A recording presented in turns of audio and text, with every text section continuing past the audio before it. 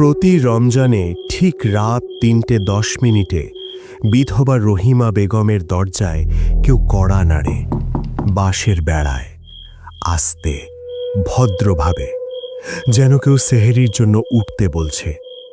কিন্তু দরজা খুললে কোথাও কেউ নেই, শুধু অন্ধকার। রহিমার হাত পা ভয়ে হিম হয়ে যায়। গত রমজানে তার ছেলে করিম মারা গিয়েছিল। দাফনের দিন রহিমা বেগম ছেলে হারানোর কষ্ট আর ক্লান্তিতে সেহরিতে ঘুম থেকে উঠতে পারেনি। পরের রাত থেকে কোনোদিন সেহরিতে দরজায় কড়া নাড়া বন্ধ হয়নি। বছরের পর বছর যায়, রমজান আসে, সেহরির সময় হয়, আর ঠিক ৩:১০